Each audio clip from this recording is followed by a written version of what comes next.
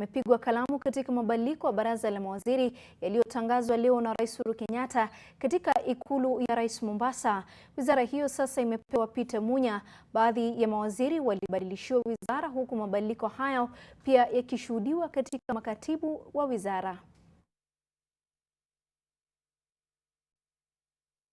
And in order to continue enhancing service delivery and make it more efficient, more focused, and better to the Kenyan people, I intend to make certain changes and reorganize government as follows. I have moved the State Department of Cooperatives from the Ministry of Industrialization, Trade, Enterprise Development and Cooperatives to the Ministry of Agriculture, Livestock and Fisheries, and renamed them as the Ministry of Industrialization, Trade and Enterprise Development, the Ministry of Agriculture, Livestock, Fisheries and Cooperatives to allow for better management. I have moved the State Department of Youth Affairs from the Ministry of Public Service, Youth, Gender to the Ministry of ICT and Innovations and renamed them as the ministries as the Ministry of Public Service and Gender, and the ICT as the Ministry of ICT, Innovation and Youth Affairs. I have also made the following nomination for consideration by the National Assembly. 1, the Honorable Mutahi Kagwe as Cabinet Secretary for Health. Ms. Betty Maina as the Cabinet Secretary for Industrialization. Ambassador John Weru as the Principal Secretary for Trade. Dr. Joan Ouma as the Principal Secretary for Vocational and Technical Training. Ms. Mary Kimonye as the Principal Secretary for Public Service. Ambassador Simon Nabukwesi as the Principal Secretary for University Education and Research. Mr. Solomon Kitungu, Principal Secretary for Transport. Mr. Enoch Mumanyi Onyango as the Principal Secretary for Physical Planning. I have also today reassigned duties of Cabinet Secretaries and Principal Secretaries as follows. 1, Ambassador Rachel A. Omamo as the Cabinet Secretary for Foreign Affairs.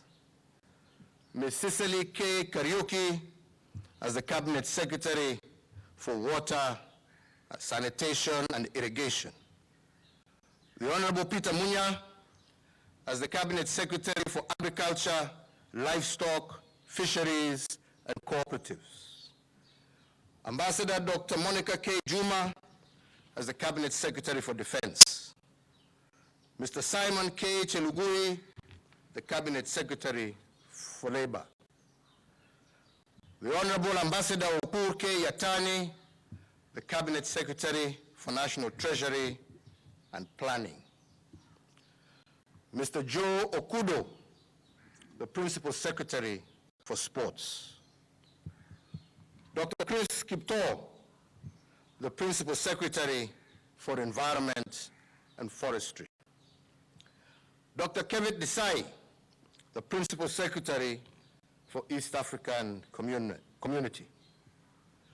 Dr. Margaret W. Mwakima, Principal Secretary for Regional Development. Ms. Esther J. Koimet, Principal Secretary for Broadcasting and Telecommunications. Mr. Peter Kaberia, the Principal Secretary for Mining. Ms. Safina Bekwe, Principal Secretary for Tourism. Professor Coletta A. Suda, Principal Secretary for Gender.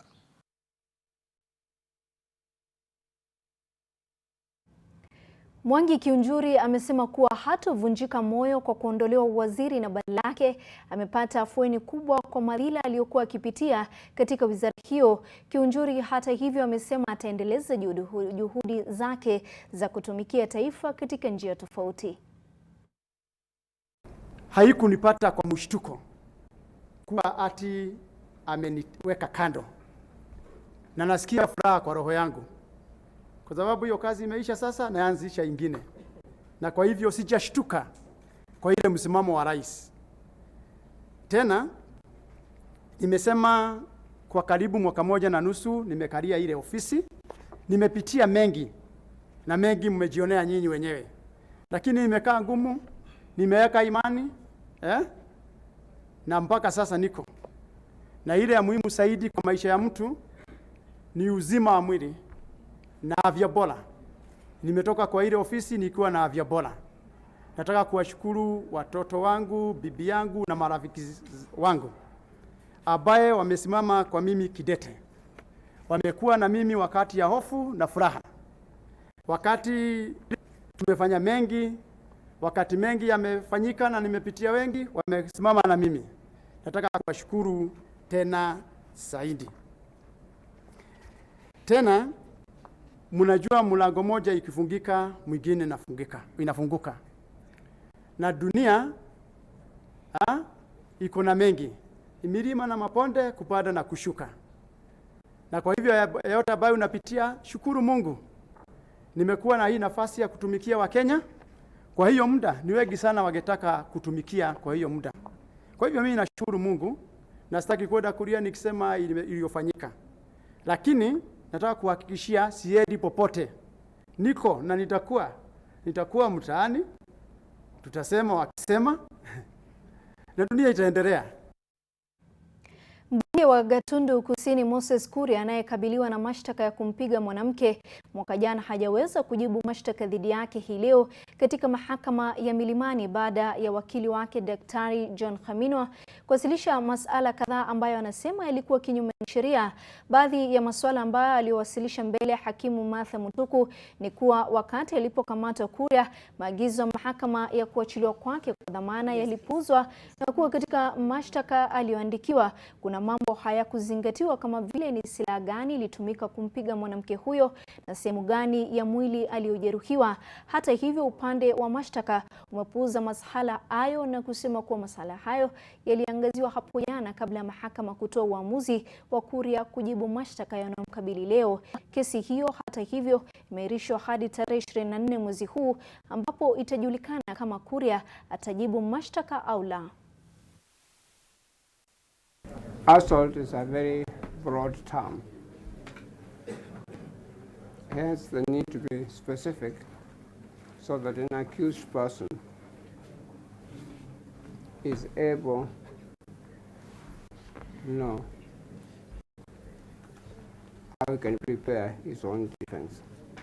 If counsel intended or found that they were aggrieved by the decision of the court yesterday, they were at liberty to move a higher court. Do you mind if we take 24th? 24th of Friday. Or you can give us 27th, Your Honor. 27th. 27th is Friday, Your Honor. I will take the 24th. 27th is The 20 Friday. and the 24th? 24th. 4th. 24th in the afternoon. Naibu gavana wa kaunti hiyo Moses Mulomi ambaye pia anasimamia wizara ya afya katika kaunti hiyo anadai kuwa hali hiyo imetokana na kucheleweshwa kwa fedha kutoka kwa serikali kuu, ila hilo limeanza kushughulikiwa.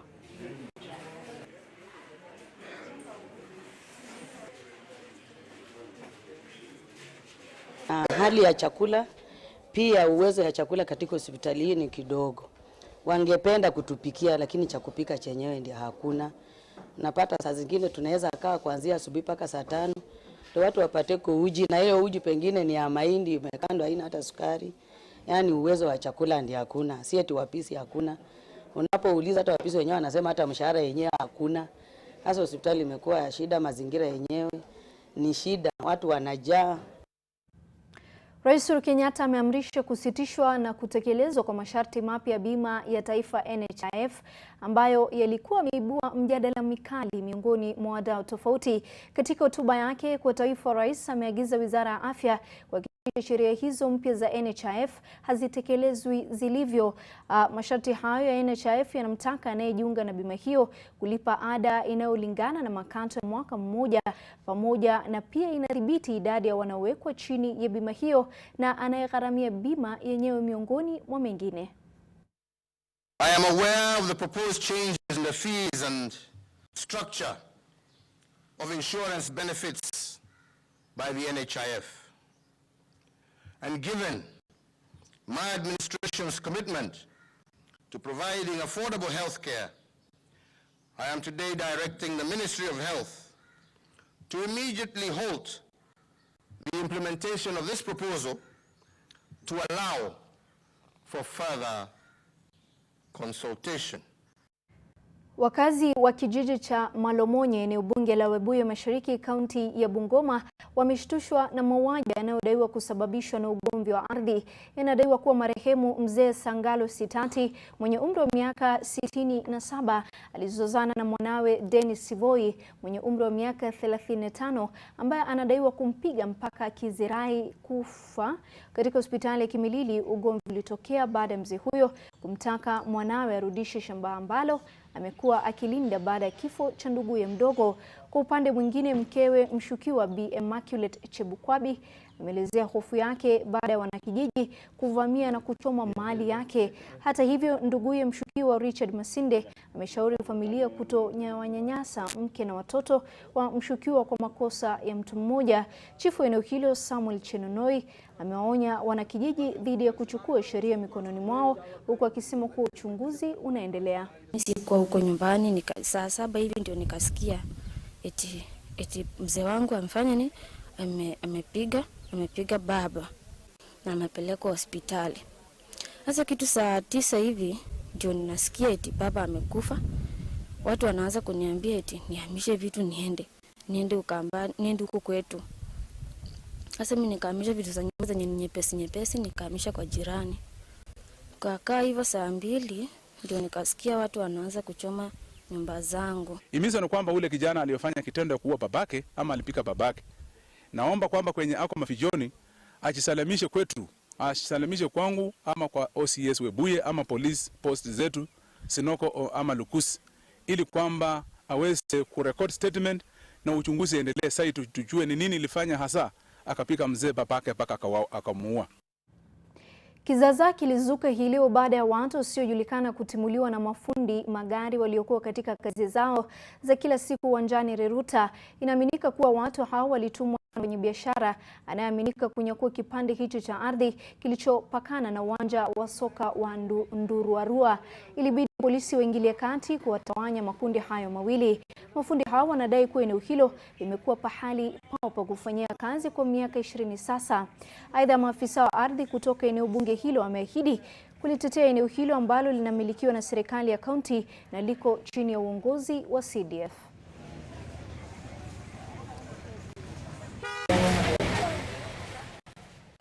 Kusajiliwa kwa watahiniwa wote wa mtihani wa KCPE katika shule za sekondari kumesababishia msongamano katika shule mbalimbali, hali ambayo imewalazimu kutenga mabweni, madarasa na hata vyumba vya maakuli angalau wa kuhifadhi wanafunzi hao. Fatima Bugu na taarifa hiyo. Wanafunzi wanaendelea kufurika katika shule mbalimbali, lakini shule zinaonekana kuzidiwa na idadi ya wanafunzi. Shule ya upili ya Osen, kaunti ya Baringo, ni moja kati ya shule zilizokumbwa na msongamano wa wanafunzi. Ilipokea wanafunzi 48 zaidi ikilinganishwa na mwaka uliopita ambapo iliwasajili wanafunzi 192. Going forward with 100% transition, the Board of Management will need to, in consultation with the ministry, we need to mobilize for resources so that we can put up more boarding facilities. Katika kaunti ya Embu, shule ya Kangaroo pia imelazimika kutenga mahema kuwahifadhi wanafunzi 385 waliosajiliwa, huku akisubiri ujenzi wa mabweni kukamilika. Kulingana na bodi ya kusimamia shule hiyo, ujenzi wa madarasa na chumba cha mankuli pia utakamilika mwezi ujao. Katika mji wa Kitale, zaidi ya wanafunzi 200 katika shule ya St. Patrick Makunga wameachwa njia panda baada ya kupokea fomu za kusajiliwa katika shule za bweni, ila walipofika walipigwa na butwaa kuona ni shule ya kutwa. Kwa nini tulipewa kila kitu tununue? Tukajaribu kununua chochote, but tumefika mahali hapa tunaambiwa hii shule si boda. Hilo ndio swali yangu kwa serikali ama kwa muumini yote mahali popote yako, atusaidie. Watoto hatuendi na watoto nyumbani, watoto watabaki hapa, hata kama ni kulala tutalala na watoto wetu mahali hapa. Aidha, waziri wa elimu George Magoha amesema kuwa serikali imetenga bilioni 8.2 kuimarisha miundo misingi shuleni ili kuhakikisha kuwa hakuna mwanafunzi anakosa nafasi. Fatma Bugu, NTV. Zaidi ya watoto yatima 60 kutoka maeneo tofauti ya nchi wamenufaika na mpango wa elimu unaosimamiwa na wamishonari wa Coptic. Mpango huo utawezesha kuendeleza masomo yao hadi kiwango cha juu. Wimbo wa furaha na matumaini yaliyotokana na mpango wa elimu utakaowanufaisha kutoka kanisa la Coptic. We started the week with a feast of mass in this school. What happens is we rescue boys and we try to re-socialize them and we rehabilitate them and finally we reintegrate them back to their families. Shirika linalohusika katika mradi huu unaodhaminiwa na Coptic limesema kuwa watoto watakaoshirikishwa watasomeshwa na kupewa makao. We try to give them what they missed in their life. We try to help them and we prepare them and their families also. We search for them. Once we found them, we start rehabilitating them also. Hatua hii imechukuliwa katika juhudi za kushughulikia watoto wengi wasio na uwezo na waliotengwa katika jamii. Rose Mathuku, NTV. Wizara ya Elimu imefungua shule 4 za kibinafsi katika eneo la Kuresoi kaskazini kwa kukosa muundo msingi bora na salama. Miongoni mwa shule zilizofungwa ni St. Timothy ambayo inadaiwa kukiuka maagizo iliyopewa awali na kupelekea kufungwa kwa mara ya pili sasa. Kulingana na naibu kamishna wa kaunti ya Nakuru Felix Watakila, shule hizo zitasalia kufungwa hadi pale zitakapotimiza masharti yanayohitajika. Hata hivyo, mkuu wa shule hiyo Ivan Sulei alipinga madai hayo akisema yametimiza masharti yote yanayotokana na kuhakikisha wazazi kuwa shule itafunguliwa haraka ili watoto waendelee na masomo.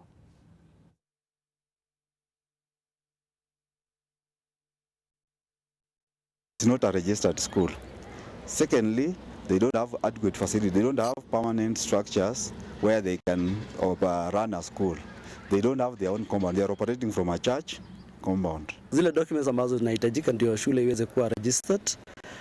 The problem is that these people hawataka kutusikiliza. Tuna watoto wengi ambao wanahitaji elimu, wamefunga shule kadhaa hapa. Lakini sisi kwa upande wetu tunaona kama tumeweza kutimiza yale yote ambayo yanahitajika ndio shule hizo funguliwe. Mwili wa mwanamke aliyosombwa na maji ya mto Ruiru katika kaunti ya Kiambu siku 40 zilizopita umepatikana. Familia imekuwa ikijizatiti kutafuta mwili wa Lucy Wamboi na mwanawe waliosombwa na maji baada ya mvua kubwa kunyesha na kusababisha mto Ruiru kufurika. Licha ya kupatikana kwa mwili wa mama huyo, bado mwanao wa umri wa miaka 13 angali unatafutwa. Sasa wameiomba serikali kuwasaidia kumtafuta mwana wao. Wakati huo tukiwa tunaenda kanisa, mama yangu na dada yangu akaanguka kwa mto. Mimi nikatafuta mtu kunisaidia. Wafugaji wa ng'ombe wa maziwa katika kaunti ya Kilifi wanatarajiwa kunufaika na mpango wa serikali wa kaunti hiyo wa kusambaza ng'ombe wa maziwa wapatao 360 kwa wafugaji. Haya yanajiri wakati serikali ya kaunti ya Kilifi imeweka mikakati ya kuanzisha mpango wa kuongeza thamani bidhaa zinazotokana na maziwa. Hatua hii aidha itawezesha wakulima kupata hifadhi bora ya maziwa wanayopata kutoka kwa ng'ombe wao. Katika muda wa miaka 4 iliyopita, serikali ya kaunti imekuwa ikitoa ng'ombe wa maziwa kwa makundi ya vijana katika hali ya kuwakwamua kuwezesha kiuchumi.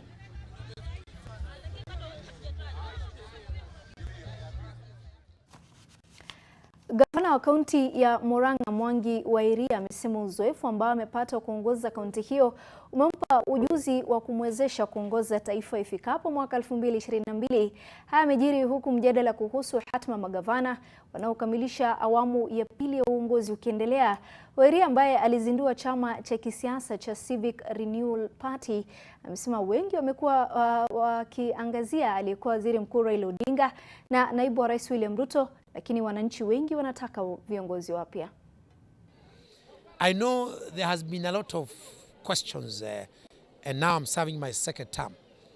And people have been asking me, so Governor, what next? I want to clear the air. I am not leaving politics.